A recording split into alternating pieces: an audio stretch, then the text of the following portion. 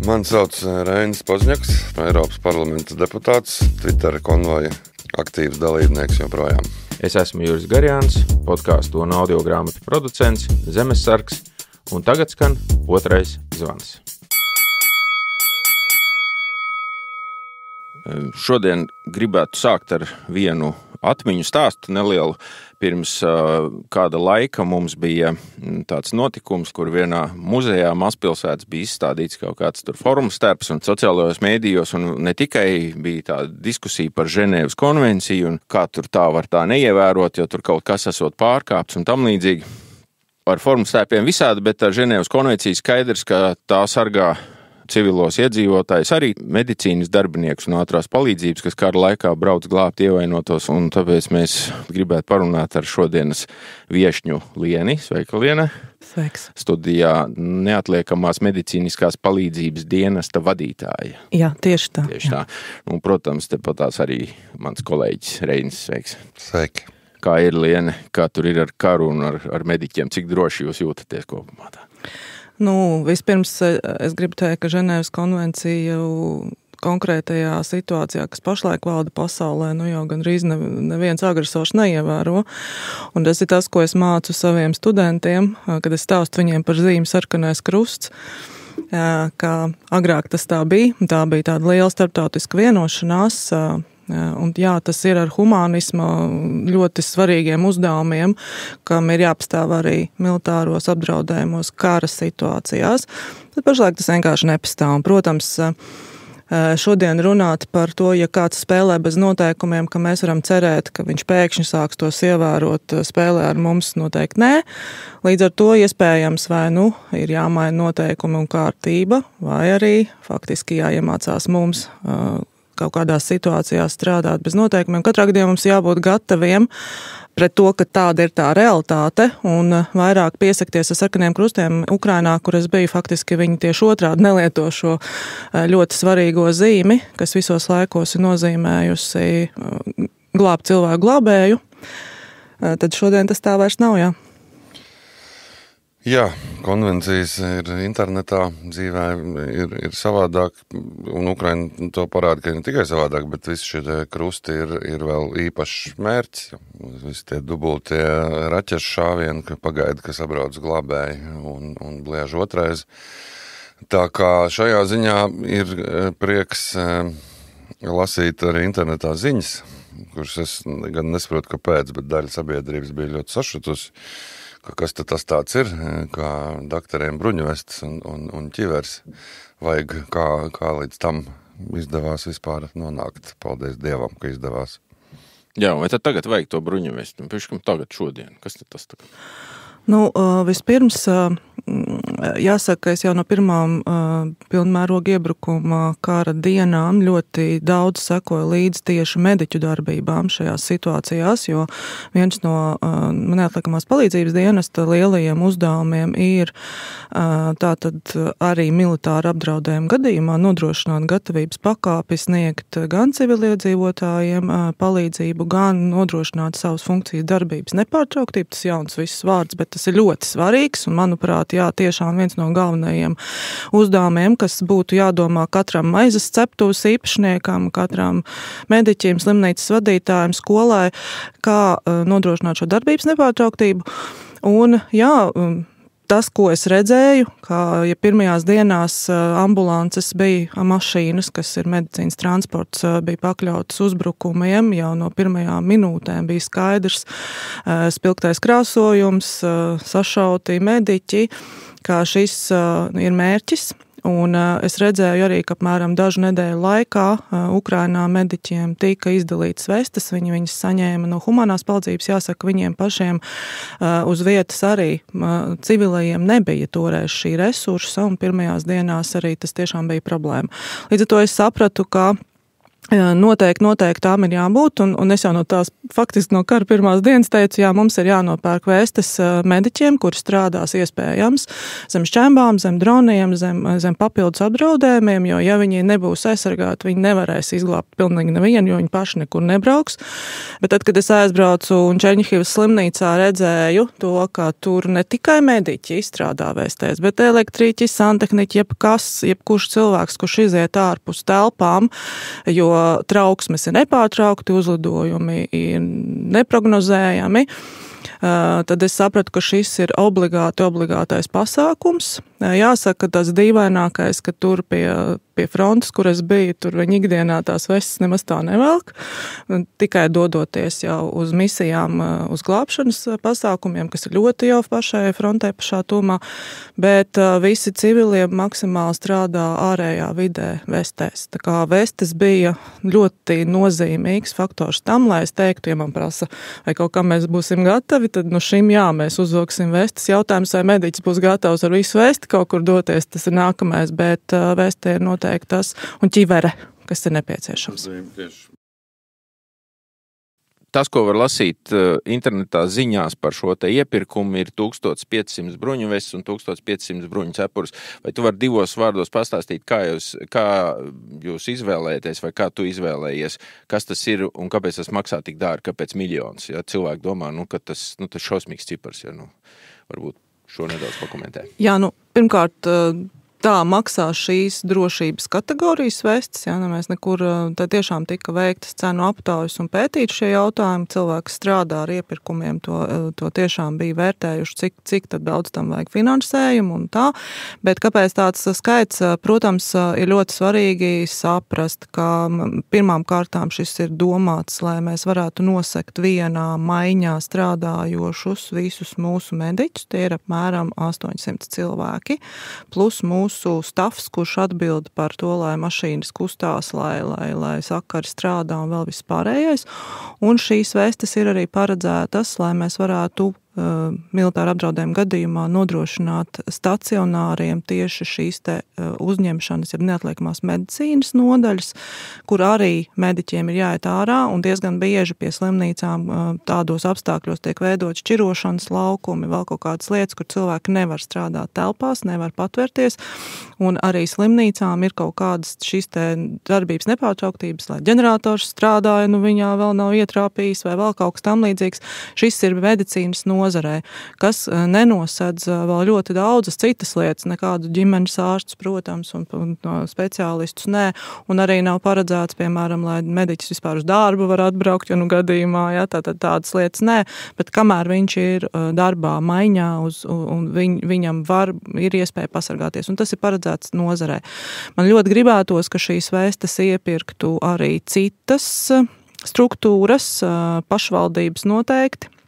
Pašvaldībām ļoti daudz funkcijas, kas skar iedzīvotājs, tostarp organizēt evakuāciju. Tur tiešām tu nevari lūgt tagad brīvprātīgiem darboties, ja ir diezgan liels apdraudējums. Tur arī nevar visus iedzīvotājus bruņuvestēs ieģērbt, tas arī skaidrs.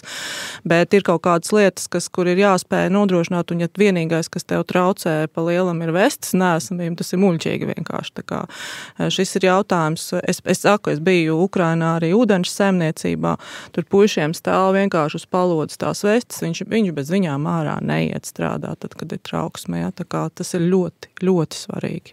Jāatgādina, ka absolūti lielākā daļa cilvēku iet bojā nevis no tiešiem trāpījumiem, bet no šķembām, un vest ir brīnišķīgs instruments, lai no tā pasargātos, bet man jautājums, tur ir arī kaut kādas speciālās vestes, vienkārši atceros, ka mēs tur sākumā uz Ukrainu arī vedām tās vestes, meklējām, tad bija kaut kādas speciālās sieviešu dakteriem kaut kādas tāds. Specifiskās mediķu vestes parasti ir daudz vieglākas, jo visur ir jānes, nē, viņiem jāspēj sniegt palīdzību, medicīniskais aprīkojums, stiep cietušais, līdz ar to viņiem ļoti smagas vestes parasti netiek. Tur ir bišķi savādāks. Ceturtā kategorija? Jā, tad ir tas, ka ne visas kategorijas var iegādāties civilās vienības. Mēs pašlaik iegādājamies tādas vestes, kuras nepieciešamības gadījumā varēs pastiprināt ar speciālām svinu plāksnēm, jā, tad viņas ir paredzētas lielākoties tādiem nelieliem faktiski apdraudējumiem, kas var būt stikli vai kaut kādas atlūzas, es nezinu kas, bet teiksim, jā, tas augstākais līmenis būs pielāgojams šīs vestes, jo pašlaik mēs tādas visaugstākās kategorijas iegādāties nevaram. Un savukārt tās, kas ir ļoti speciālās mediķu tieši vestes, tās atkal ir par tādu cenu, ko es laikam pa mūsu Latvijas iedzīvotāju nodokļu maksātāju naudu nevarētu teikt, ka mums tādas tieši vajag, jā.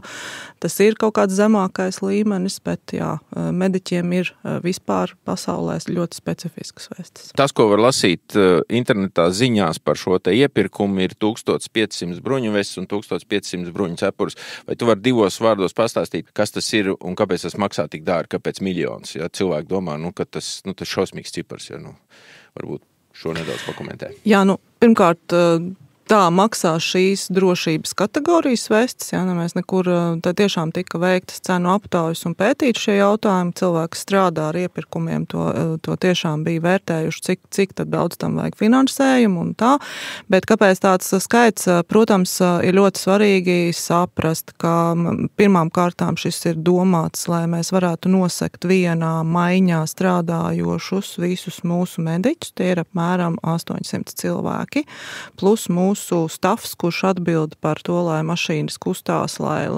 sakari strādā un vēl viss pārējais. Un šīs vestes ir arī paredzētas, lai mēs varētu militāra apdraudējuma gadījumā nodrošināt stacionāriem tieši šīs te uzņemšanas, ja neatliekamās medicīnas nodaļas, kur arī mediķiem ir jāiet ārā un diezgan bieži pie slimnīcām tādos apstākļos tiek veidot šķirošanas laukumi, vēl kaut kādas lietas, kur cilvēki nevar strādāt telpās, nevar patvērties, un arī slimnīcām ir kaut kādas šīs te darbības nepārtrauktības, lai ģenerators strādāja, viņā vēl nav ietrāpījis vai vēl kaut kas tam līdzīgs.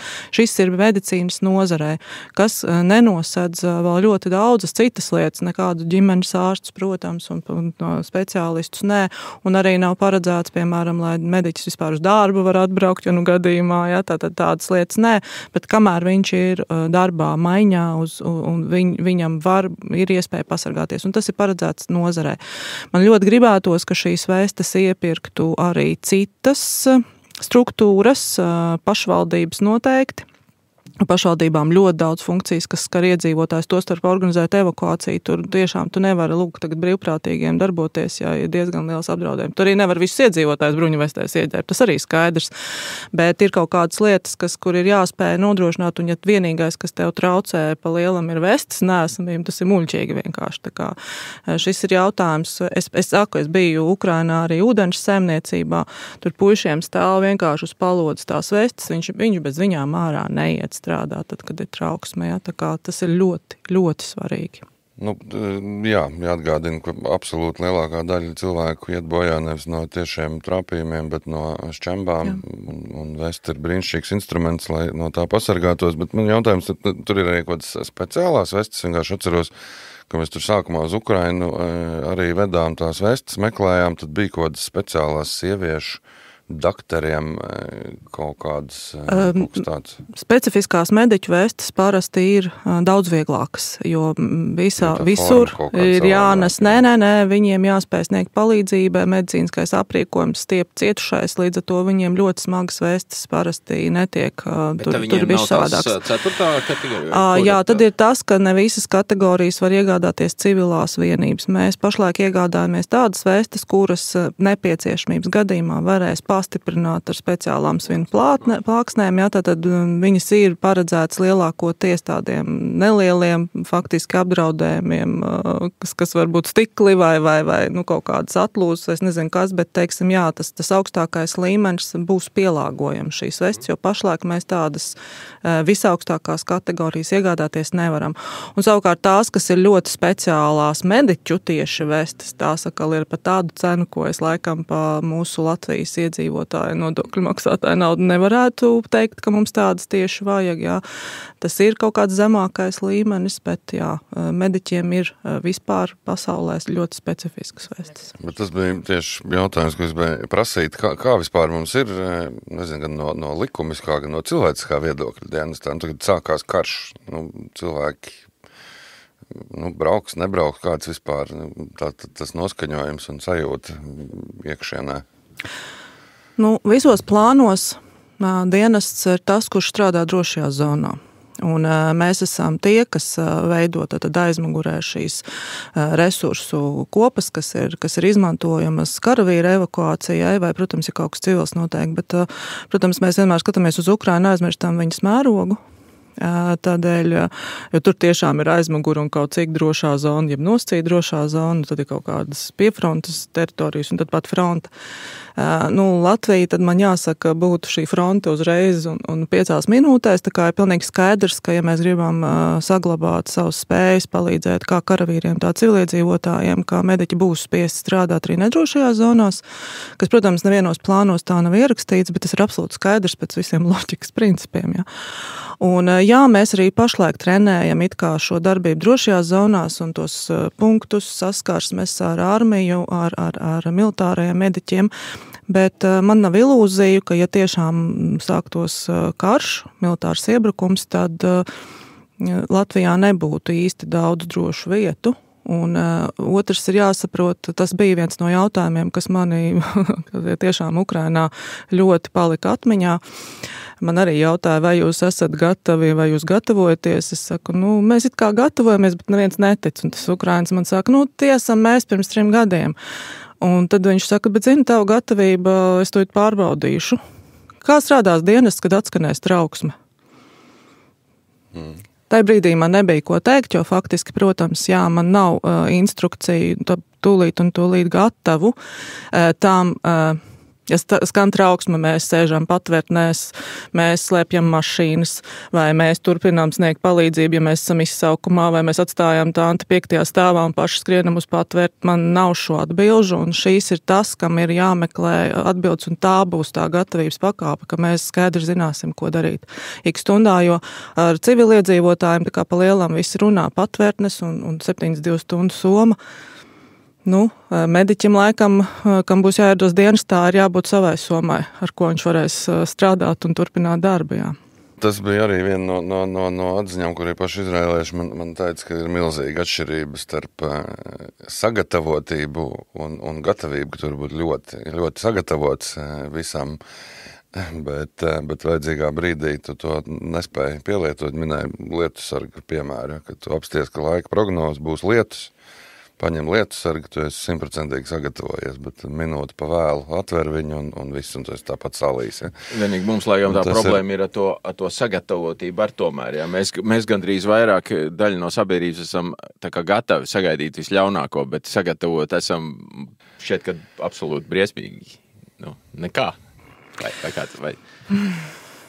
Es vienmēr saku, un man ļoti riebis jautājums, kad man tiešām, es to saku žurnālistiem, kas man nāk klāt, un diezgan bieži jautā, vai dienests ir gatavs, un kā tad jūs gatavoties. Es saku, protams, varu visu kaut ko jums tagad atbildēt, tam galīgi vispār nav jēgas. Jo gatavība, pirmkārt, viņi visu laiku ir process.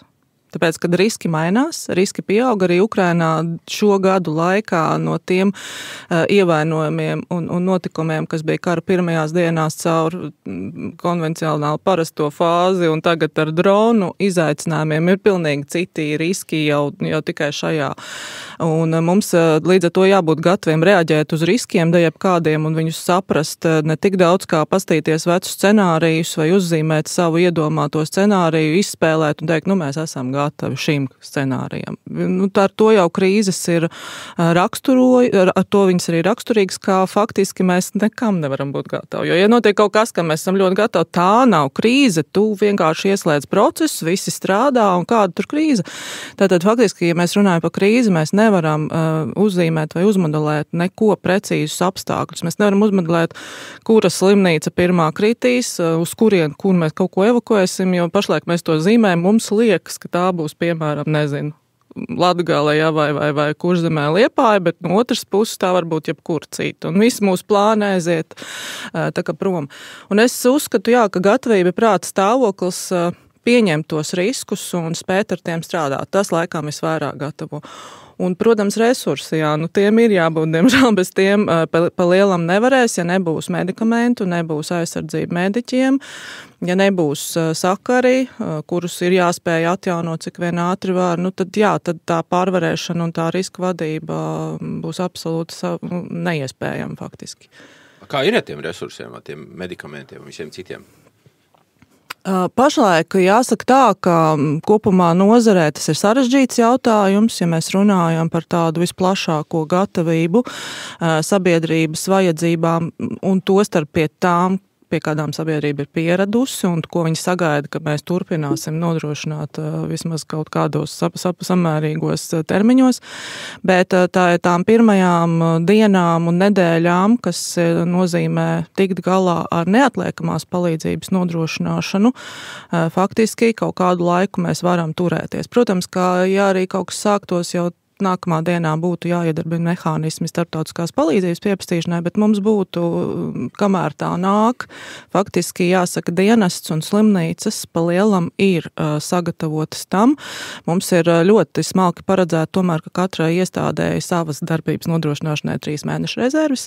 Protams, liela atbildība, vai slimnīcas vadītājs to tiešām dara, vai viņš tikai saka, ka viņš to dara, tas ir cits jautājums, bet faktiski, ja mēs runājam pie neatliekamās palīdzības dienests, mums ir 3 mēnešu mūsu darbības rezerves, protams, mums ir speciāls militāras vētras, kas ir izceļamas dažu stundu laikā, kas ir paredzēts tieši lielam skaitam konkrētiem ievainojumiem, apdegumiem un asiņošanām, tādām lietām. Un, protams, lielās valsts materiālās rezerves, kura nomenklatūrā ir sākot no ģeneratoriem un beidzot ar marlas saitēm un tādām lietām, bet tas ir neatliekamā palīdzība. Tas nenozīmē, kā ar to varētu rēķināties jebkurš iedzīvotājs. Un tā savukārt ir lieta, pa ko es saprotu, ka notiek liela tā kā spēle ar farmācijas lielo nozari, un tad, protams, tā ir liela arī nauda turēt jebkādas rezerves, un tas mums visiem jāpieņem, ka tas nav vienkārši. Bet šajos 3,5 gados tā kā tie sistēmas iekšienē ir jūtams, ka kaut kas ir mainījies. Ka tad mēs lietas daram, lielākas asiņu rezerves tur veidojam vai kaut ko, ja tas viss ir vienkārši, kā parasti. Ir un nav. Jāatzīst, ka veselības nozara tomēr izdzīvoja to Covid laika krīzi. Kaut kādā mērā, ja nebūtu bijis Covid, es teiktu, nekam mēs vispār neesam gatavi. Covids kaut ko mums tomēr visiem kopā iemācīja, kāds varētu izskatīties un vismaz to ainu uzzīmēt. Protams, ka tas tiešā veidā nav salīdzināms, bet šis cietušo skaits un šī spēja pārkārtot nozari, jā.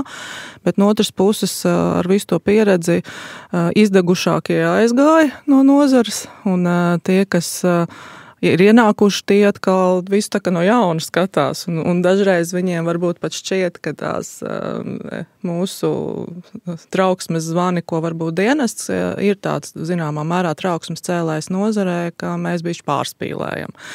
Bet, jā, slimnīcas arī zina, kas un kā ir jādara, jo Covid laikā mēs tiešām pārorganizējām darbu, mēs dabūjām atcelt plānu pacients, ko vēl tagad daudzi nepiedod, neaizmirst, bet mēs novērsām, ka mums nebija kilometrīgas rindas pie slimnīcām un tas, kas daudzās valstīs bija.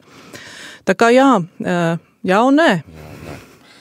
Bet vai ir kaut kāds priekšstats par to, ka tajā brīdī, kad tas sākās pēkšņi strauji un ir ļoti liels to pacientu pieplūdums, vai medicīnas dienestam ir tāds, vai viņš var kaut kādā veidā paplesties, tā kā gumijas bumba piepūsties tādā ziņā, var nelaist mājās pēc maiņas dakteri, viņš var nostrādāt 2 vai 3 dienas pēc kārtas, vai ir kaut kādas rezerves automašīnām un cilvēki zinām, kuriem piezvanīt un palūgt, lai viņš nāk palīgā, vai ir tādi plāni kaut kādi vispār mēdz? Es drusku pārfrazēšu šo jautājumu, jo, kā rāda valstis, kuras ir vairāk vai mazāk aktīvā karā, tur ir milzīgi brīvprātīgo, teiksim, faktiski viņas turās lielā mērā uz tādu milzīgo brīvprātīgo iesaisti.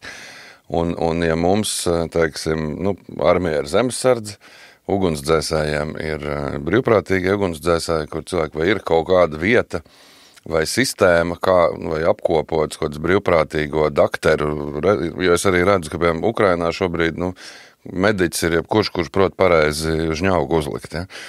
Teiksim, tā tad, kur var noderēt arī cilvēki, kur varbūt nav aktīvi medicīniskajā darbā ikdienā, ja? Bet, nezinu, ar izglītību attiecīgo vai kaut kādām prasmēm, respektīvi, vai par to tiek vispār domāts, kā kaut kā arī šo brīvprātīgo kustību iesaistīt medicīnā, ja gadījumā tas nepieciešams.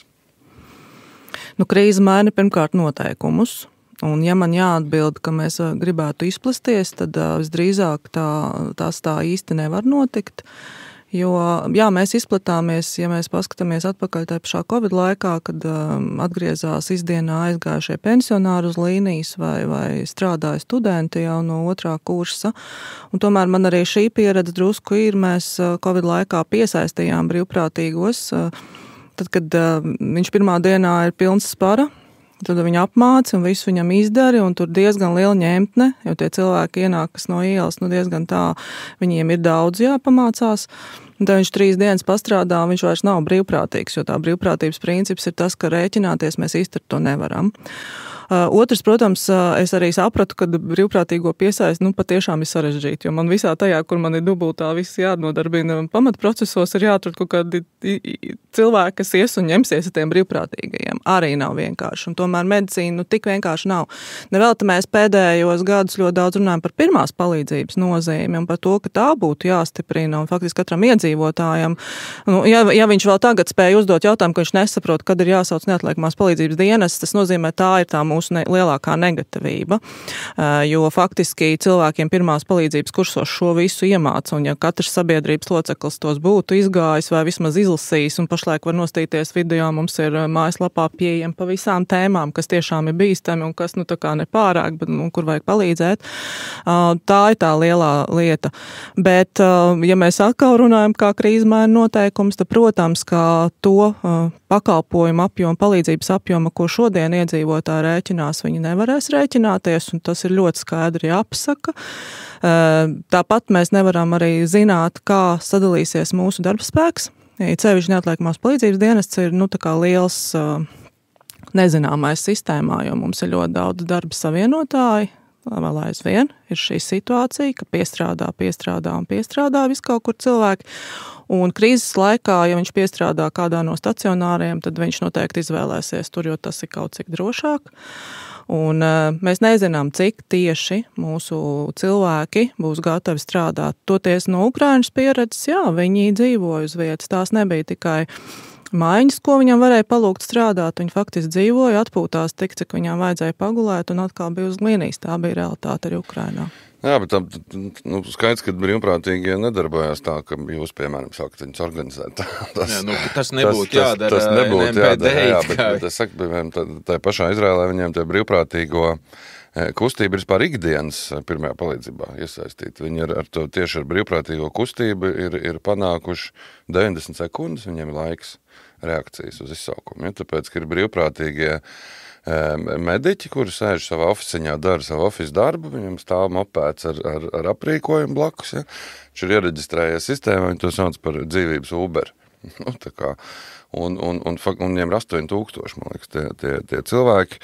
Bet tas arī faktiski tas salīdzinoši nesen radies, protams, ar viņu ilgi stāstīja, viņiem bija ar valsti jācīnās, lai viņus vispār akceptē. Protams, viņiem tur arī ir līdz ar to visas certifikācijas un viss tas, bet tas ir uz darbu un darbojās, un tajā 7. oktobrī, kad notiktas, viņiem bija pirmie, kas bija, tāpēc, ka liela daļa no viņiem vispār bija iekšā tajā teritorijā, kur tas viss notika, un viņi bija faktiski pirmie, kas tās palīdzības sniedza, tā kā droši vien tas būtu, valsts tāds uzdevums vispār radīt tādu iespēju kādam, kas grib to organizēt. Gribēju atgriezties šai vietā pie tās pirmās palīdzības kursiem. Mums šobrīd viņi pārsvarā ir taisīti tāpēc, lai dabūtu autovadītāju vai tur mednieku vai kādas tur apliecības. Tas ir tas galvenais. Tā mēs to saprotam. Un skaidrs, ka tur parāda lietas, kuras, ja mēs visi zinātu kaut tik daudz, tas tiešām ļoti daudz ko atrisina. Bet man ir jautājums, viens cits, tev droši vien ir sava pieredze gan personīgā, gan arī no Ukraiņiem par to, būsim realisti. cik no 10 cilvēkiem ieraugot asinis un nokļūst to situācijā, ka tev nav jāglāba savus bērns, ja tas ir savādāk, tad tu tur esi cits cilvēks. Bet ja tev tu redzi, ka ir kaut kas noticis, tur ir sveši cilvēki, cik no 10 cilvēkiem ir spējīgi saņemties un adekvāti rīkoties un kaut vai izvilkt vai nolikt pareizā stāvoklī vai saprast, kuru ir vērts vilkt un kuru nē. Jo tas ir mūsu pašu rokās, bet jāsaprot arī savas iespējas cilvēkam, vai ar ko viņš rēķinās, kas viņš tāds pats ir. Jā, bet zin kā ir, cilvēka organisms ir tāds ļoti labi uzbūvēts, ka īstenībā tās adaptācijas spējas ir ļoti augstas un mēs nezinām. Protams, kā pirmās stundas, pirmais šoks, pirmās dienas ok, bet cilvēkam ir tā izdzīvošanas vēlme un tas spars un cīņas spars, kam jābūt ļoti svarīgi, un es domāju, ka lielai daļai atnāk tas kaut kādā brīdī vaļā. To varēja redzēt Ukrainā pirmās dienas bija tieši viss tas pats un apjukums liels, pēc tam ļoti strauja stabilizēšanās, asinis iet nodot, visi piesakās, visi gatavi un iesaistās cīņā, kas bija ļoti svarīgi. Tad tagad ir tas pagurums īstenībā, kad ir palikuši tikai tie, kas vienkārši nevar aiziet, tāpēc, kad viņi saprot, ka tajā brīdī paliks tur tukši tie ierakumi un tā sajūta diezgan briesmīgi tur uz vietas, vismaz man bija runājot tiem cilvēkiem, bet viņiem ir ārprātīgi augsta pārliecība par to, ka viņi te stāvēs, cik vien vajadzēs, tie, kas tur uz vietas atrodas. Jaunus gan ir grūtāk jau tagad rekrutēt, to starp mediķus, tā ir taisnība. Jo tas ir ļoti, ļoti smags un ļoti bīstams un ilgstoši tādos apstākļos cilvēki aiziet kaut kādā zombiju režīmā. Bet es domāju, ka tie arī, kas tagad kaut cik būtu kaut vai teorētiski redzējuši, ja izmēģinājuši vispār ideāli, varbūt pirmajās stundās viņš arī nevarētu un vemtu kaut kur aiz stūri, tā ir realitāte, bet pēc tam, bet ir kaut kāds moments, kad tu saproti, ka tas ir kaut kas vairāk, tev vienkārši tas ir jādara, lai kādu izglābtu. Un es nezinu, no kā vemt no asinīm vai no tā, ka es kādam nepalīdzēju visu mūžu pēc tam, tas ir, man liekas, sarežģītāk. Es domāju, ka mēs neapzināmies tās spējas, kas mums ir, mēs arī nemēģinām pašlaik viņas modināt cilvēkos, tādu pārliecību, ticību, nelielu, iespējams, agresivitāti, tādu, jo visu laiku ir tās sarunas, kur mēs patversamies, kas mums traucē, vai mums visu iedos, vai es zinu, kur man zvanīt, tas vispār man jautājums fantastisks, Dieva dēļ, nekur nezvaniet krīzē, jo nenobloķējiet esošās sakaru sistēmas vēl ar saviem zvaniem.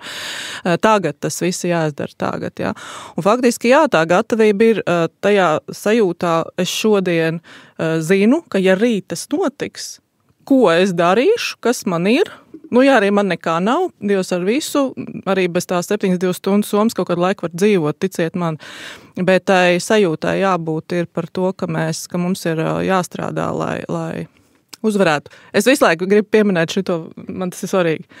Bermontiādē arī gāja skolnieki, Un es nesaprotu, kāpēc mēs par to nerunājam, jo tas ir kaut kas no mūsu vēstures lapusēm, ko tieši tagad vajadzētu vilkt ārā, lai pateikt, ka nav jābēg un nav jāpatvarās, ir jādomā, kā cīnīties, un tas ir ļoti, ļoti svarīgi.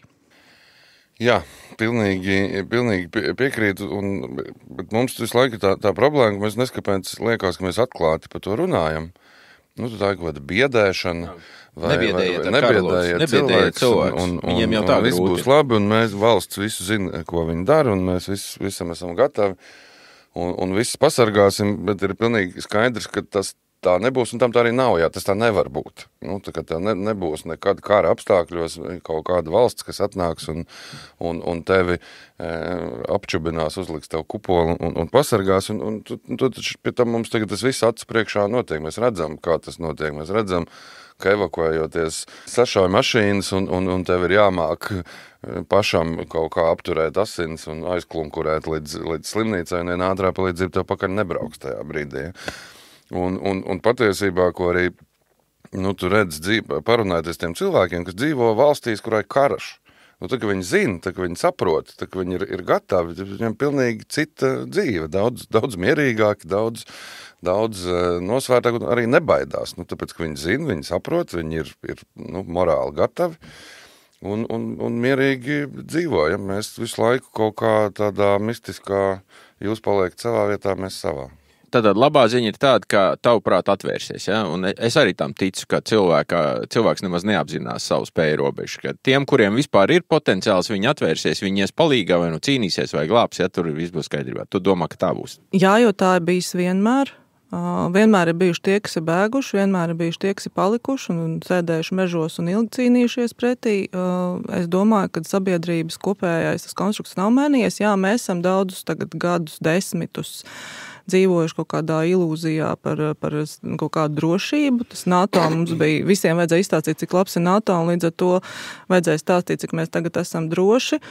Tas bija slikti, tas nebija pareizi, jo Krievija mums visu laiku dzīvojas blakus, pie kam, tas ir bijis vienmēr. Un valsts, kura to vienmēr apzinājusies, Somija, jā, viņi ir citā gatavības pakāpē. Un mēs tagad nevaram visiem tiem, kas ir bijuši, es atvainojos, nav pat gājuši uz sporta zāli un vispār likušies mierā ar savām fizikām aktivitātēm, teikt, ka olimpiskajās spēlēs jāstartē, jo karš ir olimpiskās spēles izdzīvošanai. Ja?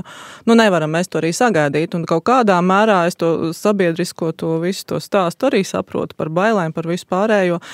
Tam ir laikam jāaizbrauc uz Ukrainu, tam es arī braucu pakaļ, jo es teicu, es esmu lāci tikai pasaku grāmatās redzējusi, dzīvē nesu. Līdz ar to tās baiļu sajūta, man tik cik tā grāmatā būs krāšņi uzzīmēts, viņš var būt uzzīmēts mīlīgi kā Vinnijs Pūks, viņš var uzzīmēts būt kaut kā savādāk, ir, protams, kaut kādā mērā jāredz. Un jā, tā ir atbildība, man izbrīna, kad mēs tik maz esam tajā Ukrainā, tur kā, teiksim, apskatījušies drusku tuvāk tam lācim piegājuši, ja. Jo bez tās sajūtas jau īsti mēs nevaram kaut kādu gatavību nemaz definēt. Un jā, tie, kas dzīvo un vakaros popkorniem skatās, kas notiek pasaulē, viņam jau īsti tiešām nav tās nojautas. Tas mums vienkārši būs ilgāka pārkārtošanās, bet es domāju, ka tie daži, kas ir gatavi. Es, piemēram, skatos, kas notiek zemesardzē, man liekas, ka tur notiek ļoti labi procesi. Man tāda ir man iekšējā sajūta, arī redzot, kā mēs kopā strādājam ar NBS-u. Jā, sabiedrība var būt vēl aizvien snauža, bet atvērsies. Bet nav tomēr tā, ka to sabiedrību arī bišķi tā kā stumj malā, neko jūs stresojat, mums visi zem kontrolas nomierinties. Redzi, mums valsts pārvalda kopumā vispār viss tā valsts ir tā būvēta, ka visu laiku jāstāsta, cik viss būs kārtībā un kā mēs strādājam, lai visu uzlabotu, un ja arī kaut kas nav kārtībā, tad tas ir tāds, teiksim tā gadījās stāsts, jā. Un protams, ka to pašu dara arī šī visa, no vienas puses, jā, negribās biedēt, negribas satraukt. Mēs nevaram arī visu laiku dzīvot tādā ārprātīgā uztraukumā, ka tūlīt būs un tūlīt, un jau vēlkās tas tūlīt īstenībā arī mums ilgi.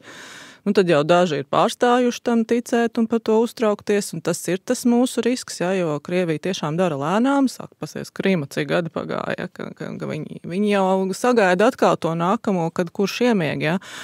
Un tas ir izaicinājums, protams, bet mēs noteikti par maz pasakām sabiedrībai, tev pašam jāzina, tev pašam jāparūpējas, tev jāzina, kur tu skries, un jā, tas ir tas patvērtņu stāsts, jo, ja tagad, teiksim, mēs te runājam, sākās trauksme, mēs kaut kur visdrīzāk tomēr skriet lejā, un kaut ko jau mēs tur meklētu, kaut ko mēs arī atrastu.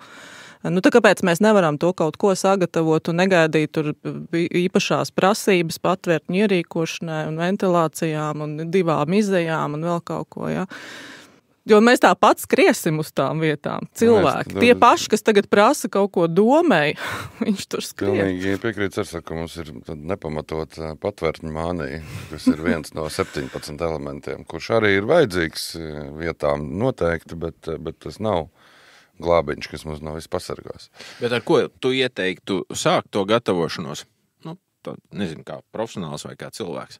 Morāls, tikmēr, kamēr Liena domājas izstāžu, atcerējos, tagad liekas smieklīgi, bet 14. gadā es, piemēram, sāku skriet regulāri taimas dēļ, ka es sapratu, ka es nevarēšu savus 2 bērnus līdz tuvējam mežam aiznest pietiekami ātrā laikā, tāpēc es sāku regulāri skriet, lai vismaz es varētu kaut cik, teiksim, mobils būt ar bērniem. Tagad arī uz zāli, tagad jau viņi paši varēs skriet, bet tas bija, reāli tā bija. Nē, es domāju, ka es jau pirms tam drusku pateicu par to sajūtu, ko darīt dienests, ja atskanētu trauksme. Man liekas, tieši tā ir tā sajūta, kas ir sev jāuzmedalē. Iedomājies tagad man tā trauksme skan, kādas ir mans rīcības. Un tur jau var lēnā garā iziet cauri vājiem punktiem, stiprajiem punktiem. Jo patiešām ir tā, ka mēs šodien esam, visa ģimene ir, piemēram, izkaisīta. Viens ir aizbraucis tur, nezinu, uz Liepāju, viens ir Rīgā, bērns ir kaut kur skolā. Un tā ir tā reālā situācija, kad kaut kas var sākties. Kā mēs darīsim, vai mums ir kur satikties vieta, ja mums tiekam viens līdz otram, vai mums ir kaut kādi kontakti bērniem kaut kādās pilsētās, vai vēl kaut ko pie kāda cita, man ir diezgan bijis vienkārši ar to darboties, jo es zinu, ka, ja man atskanēs trauksme, man atnāks ziņa, kur ir manas koordināts un viss, es nedrīkstu pagriezties pretējā virzienā, un bērniem jātiek pašiem, viņi arī to zina. Man prieks, ka vecākais ir pilngadīgs, tas varēšu, bet viņš tagad zemesardzē iestājas, nezinu. Traki būs, jo viņam arī būs tāpat. Labi, tas visu laiku mainās, es jau teicu, riski mainās un gatavība ir tajā, tieši tajās spējā ieraudzīt riskus, noprognozēt un tiem būt gataviem kaut kādā mērā rīkoties. Visus tāpat nevar. Un arī to nevajadzētu, ka mēs tā kā čūska, kas ziloni grib norīt, nav tas iespējams. Jā. Un mēs gribam sabiedrībai, tagad jau militārs apdraudējums, tas ir uzreiz iegrūst sabiedrībai ziloni rīklē. To mēs arī nevaram gribēt. Līdz ar to jāturpina. Piemēram, šādās sarunās. Ko aizsardzības mācībā māca kaut ko no piemēram, šī elementa, kā tur ģimenē labāk sarunāt, saplānot? Zini, te ar man patīk, man mīļa tēma, jo maniem 3 dēliem 2 jau ir gājuši tādu kursu skolā dizains un tehnoloģijas. Viņiem tur mācīja arī makarons vārīt, tas labi, bet viņiem, piemēram, ir jāšoja soma. No auduma. 72 stundu. Nē, dizaina ar ieaustiem elementiem. Viņam pirms tām ir jāzīmē piegriezni, jāplāno krāsu gammas, jāatrod, lūk, šādus priekšmets mēs gan varējām nomainīt pret to, ka viņiem iemācītu, kā ūdeni dabūt, kā, kaut kādas tādas lietas izdarīt. Es domāju, ka tie paši dizaina tehnoloģijas skolotāji, brīnišķīgi kaut kādas lietas zina, ja. Bet tas nenotiek, un tas tiešām man uztrauc, ka pēc mums 14-gadīgiem, 15-gadīgiem puikām, kuriem faktiski būtu jau jāiet karot namē laikā, tad viņiem mācām somas dizainēt. Un tad, kad saka par aizsardzības mācību, tādas teorijas un kādas parunāšanās ir, praktiskās iemaņas, es uzskatu, skolā nedod nekādas, tostarp pirmā palīdzībā, un mums būtu ļoti strauja izglītības sistēmā, jo tas, kā mēs sagatavosim savus bērnus, palielina viņu iespējas izdzīvot. Tieši tā. Tad, ja mēs viņus gribam, kad viņam ir tāda alerģija, šito viņš nevar ēst, tas viņu uztrauc pārāk skaļa balss, viņu arī uztrauc, šitas arī viņu uztrauc, viņš ir pilnīgi nespējīgs izdzīvot. Un tas mums ir sev jāpasaka, kā bērnam izdzīvot. Līdz ar to viņam ir jābūt daudz gatavākam tiem ārējiem faktoriem. Es šo ļoti labi atceros no padomju laikiem. Diemžēl, bet mums bija regulāri, es biju kaut 3. 4. klasa, bija regulāri tas kodoli. Jāskrien uz skolas ģērbtuvēm, jā. Visu tev stāstīt, tā skaitā, kur kā ar ģimeni, kā visu, un man nekāda psiholoģiskā trauma neradās no bailēm, no tā, bet es atceros, un arī tagad faktiski lielā mērā no tā, ko man iemācīja tur, es zinu, skatījos mājās, teiksim, kur mums tur ir, grāvji vai kanalizācijas lūkas, kur noslēpties, respektīvi tās zināšanas, tev patiesībā ļoti nomierina. Tāpēc, ka tu jau ikdienā, kad vēl ir miers, tev jau skaties, te varētu slēpties, te varētu darīt to, te varētu tur varbūt būt ūdens, respektīvi, tu esi pilnīgi mierīgs, pēc, ka esi gatavs, Un, mums, protams, jāsaka, ka bērns ar kādu nevajag biedēt skolā. Tā ir somas, nomierina labāk. Bet tā varētu būt, ka valstī tagad drusku, vai teiksim, varbūt varai kaut kāda drusku tāda greizsirdība uz cilvēkiem par to, ka viņi paši tagad domās, un tad viņi paši izdomās un ies rakt tur grāvis vai patvērtnes, un tagad būs baigais bardaks, un tagad nezinu, kā to visu savākt. Vai tavuprāt, tas ir kaut kas tāds instinktīvs, vai tās vienkārši slinkums, vai viņi nesaprot, vai viņiem ir tāda taktika mūs mierināt? Viņi nav, man liekas, mūsu valdības tie politiski nekad nav mācīti, ka sabiedrība pa īstam jāiesaist. Sabiedrībai ir jāspēj atskaitīties, lai pietiekami labi kaut kas izskatās. Tas tā kā to visi ir sapratuši, bet ka sabiedrība ir jāiesaista, tas nenotiek. Līdz ar to arī pašlaik tā ir, ka mēs faktiski redzam, ka gatavība prasa, paskatieties, kam prasa gatavība? Ugunsdzēsējiem, armijai, mediķiem, tur nāk, viņiem prasa. Kāpēc neprasa skolotājiem? Piemēram, vienkārši neprasa. Kāpēc neprasa pārdevējai veikalā? Bet mēs esam visu norentējušies uz dienestiem, uz to operatīvo, un tad arī tā gatavība, un viss tiek, es vienmēr runāju, kad, piemēram, man kādreiz pateica, ka dienests nav tā kā drošībai. Mēs drošībai finansējumu paredzēsim, bet dienas tajā neietilps. To teica gan ministrs prezidents, gan prezidents. Jā. Es tagad runāju diezgan atklāti par to, ka tas man sašāva, jo no vienas puses drošība ir tiešām jebkas. Vai strādās maize, vai skola, vai būs autobus, ar ko mēs evakuēsim slimnīcas, ja, ko mēs visi skaisti plānojam. Un, tādas raudzīšanās tikai uz tā militāro aizsardzību, viņa ārkārtīgi svarīga. Mums arī tur tiešām nebija viss, kas vajadzīgs, un kādu laiku nebūs, jo tas viss ir ilgi pasūtāms, iegādājums, bet mums ļoti, ļoti jādomā par sabiedrību. Un daļu mēs vienkārši varam pagriezt savādāk lietas darīt. Piemēram, nešūt somas, bet darīt kaut ko tādu. Ja? Un kāpēc nē? Tas faktiski ir viens īsts stāsts, jo zemesargiem ir izcili kursi sagatavoti, dažāda veida lietas, ko ne jau vajag visu, bet paņem kaut kādas tēmas, kuras ir svarīgas katram un dot tiem bērniem iekšā to visu. Ja? Un galvenais, lai viņi praktiski izmēģina, jo mācīšanās jau var, kā mēs sakām, viena lieta, tu noklausies lekciju, tad tu noskaties video, katrs tev kaut ko vairāk, bet tad, kad tu esi pamēģinājis, tas arī jau ir labi, bet no vienas reizes tu esi sapratis tikai, kas ir kļūda, tad tev jāmēģina būt daudzas reizes, lai saprast, ka tu to māki. No trešais tev jāsāk kādam citam stāstīt, jo tad tu palielam saproti visu līdz galam. Tā kā, bet es domāju, ka te bija diezgan laba atbilde, ja valdība uzskata, ka glābšanas dienas nav drošība. Varbūt tagad tā vairs neuzskata, bet kādreiz tā bija. Ļoti ceru, jo man liekas, tas ir tad otrā armija, kā min mums gan glābšanas dienas, gan ugunsdzēsēji. Un kā to var neiemācīties. Pie tam daudzas valstis faktiski tieši to arī izmanto, jo nav arī noslēpums, kad iztērēt 5% aizsardzībai nemaz nav tik vienkāršs uzdevums. Tas arī ir apēst ziloni. Jēgpilni iztērēt. Ja? Un daudzas valstis to, protams, dara, izmanto tieši šādiem mērķiem. Tā kā, kad sākot ar to, ka, Itālija saka, ka viņiem tilts uz Sicīliju ir strateģiskās drošības jautājums, ja?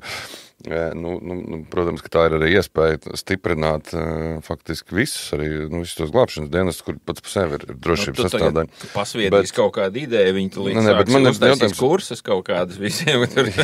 Ne kursi, tur, man liekas, ka ir arī gan daudz infrastruktūras, tehniskās kaut vai nepieciešams tam visam. Cits starpā, kā mums ir jūs zināt kaut ko, kā mums ir armijai vispār ar medicīnisko sadaļu, ja viņi tā kā kaut kā paļaujās uz civilo medicīnu arī, piemēram, krīzi. Sākās karš. Viņiem taču nav armijai 1000 ārstu, vai ne? Nav, bet armija gatavo to saucamos karavīrus glābējus, kas strādātu tieši kara laukā, jeb nulītē. Un, teiksim, visās valstīs faktiski šīs sistēmas ir būvētas līdz noteiktam brīdim, līdz noteiktiem kilometriem, no kuriem vienmēr civili iesaistās.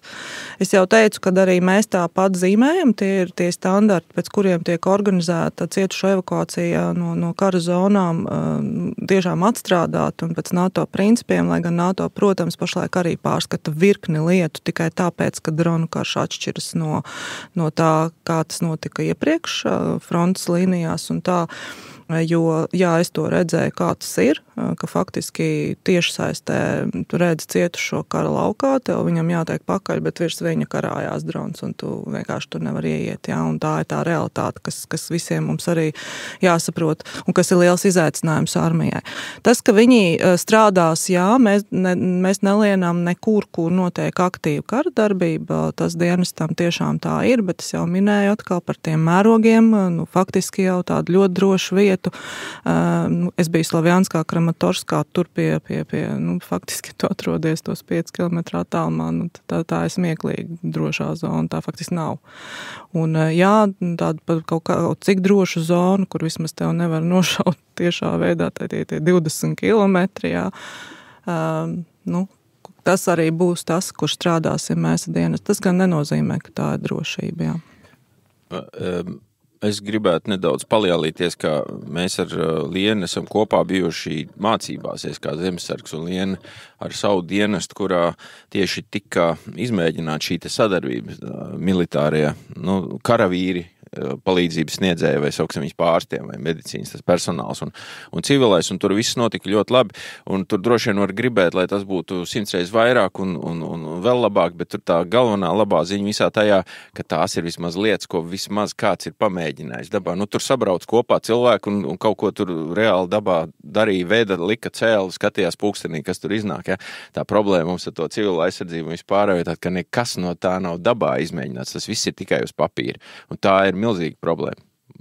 Armija ir daudz gaismas gadus priekšā civilēji pasaulē to, ka viņi vismaz kaut ko cenšas pamēģināt. Protams, tāds, ka mums civilā pasaulē, civila aizsardzībā termins karš nav bijis līdz šim. Mums jau tāds risks vēl tagad īsti nav apstiprināts. Mēs visi tam gatavojamies, bet plānos vēl viņš līdz galam nav.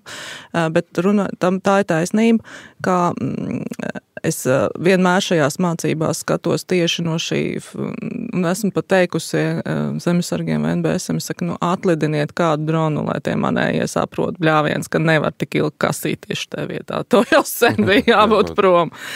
Bet tā ir civilais, viņš strādā pēc civiliem algoritmiem, civiliem standartiem, viņš izpilda visu, kas ir pareizi, kardiogramma jāuzstājas, un tas ir noteikti jāuzstājas, un bez tā mēs vispār nekustamies, bet, protams, ka tas atšķir. Un ir ļoti grūti, jo nevienā medicīnas koledžā nav šie kursi. Un, protams, nevar prasīt, ja man tagad būtu jāsāk viņu visi mācīt, tie 3500 cilvēku. Tad kādai mašīnai jāiedarbinās dienestā, un arī šīs mācības, kas katru gadu notiek, un arvien vairāk, un patiešām mēs visu laiku, mums vadībai liekas, mēs nepārtraukti kaut kādās mācībās esam, un tā ir viss paralēli ikdienai vēl, kas notiek. Tad, ja mēs paskatāmies realitātē, tad no 3000 cilvēku tie kaut kādi 300, kas tajā gadā iziet cauri tām mācībām. Tā tas ir nepietiekami absolūti, un tāpēc tas, ko tikai varu teikt, jāturpina, kamēr vadība vēl stāv kājās, tikmēr mums jādara. Man ar stāsts par Lienu ir. Bet viņš ļoti labi to domāšanu raksturojums arī vedām gadu ātrās palīdzības, tas bija diezgan sākumā. Bijām no Norvēģijas nopirkšu ātrās palīdzības, viņam nebija tās nestos iekšā, un tad Liena sagādāja viens, un mēs brauc viņam pakaļ. Un tur vairākas tās nestos stāv, un mēs tā kā ieliekam viņas dar, viņas fiksējās tajā mašīnā, bet bišķi kustās. Tur. Un man tas cilvēks, kas viņas dod, saka, nē, tā nevar. Viņš saka, tā kā neatbilst standartiem, es nedošu, nedara.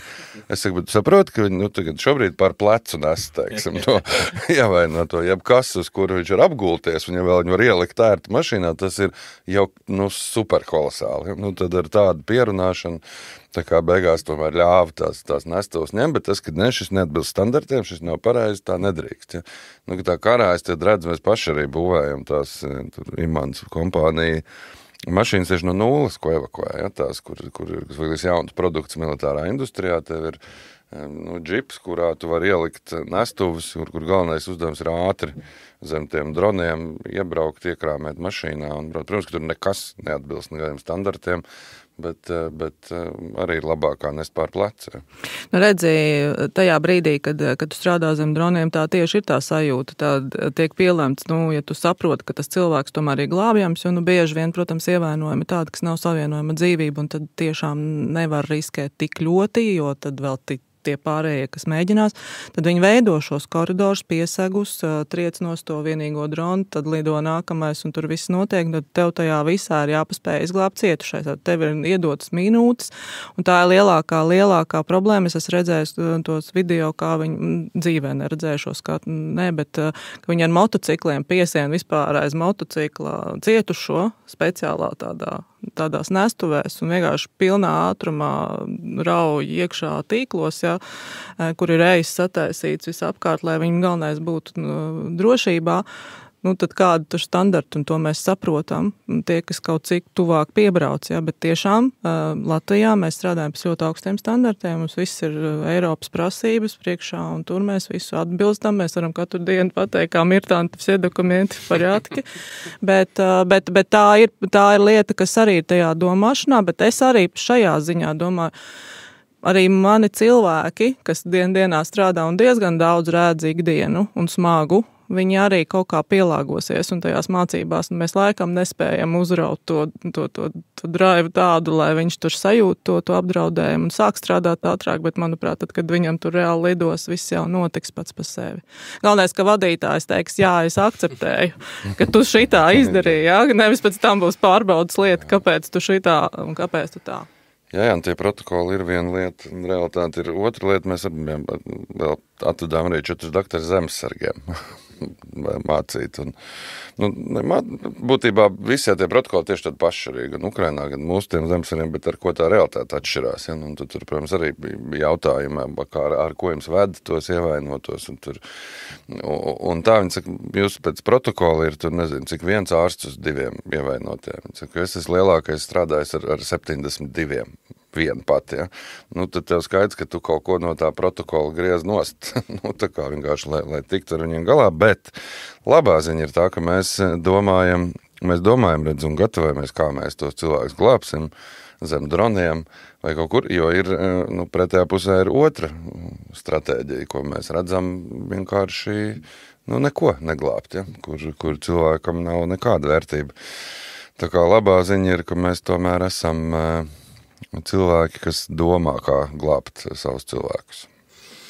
Jā, droši vien uz šīs te optimistiskās un daudzsološās nots mēs varētu pabeigt sarunu. Paldies, Lieni, ka tu biji un pastāstīji, un cerams, ka mēs ko te ar Reini tad nespeciālisti kaut ko te mudinām, tas varbūt neko nenozīmē, bet tu tā piešķir tomēr autoritāti mūsu tai tēmai par to, ka katram arī pašam jāgatavojās un jābūt, arī nav ko gaidīt pārāk daudz no malas. Ir kaut kas pašam jāparosās, ne? Ne politikā, ne karā laimes lāči nav, kas atnāk un viss izdara.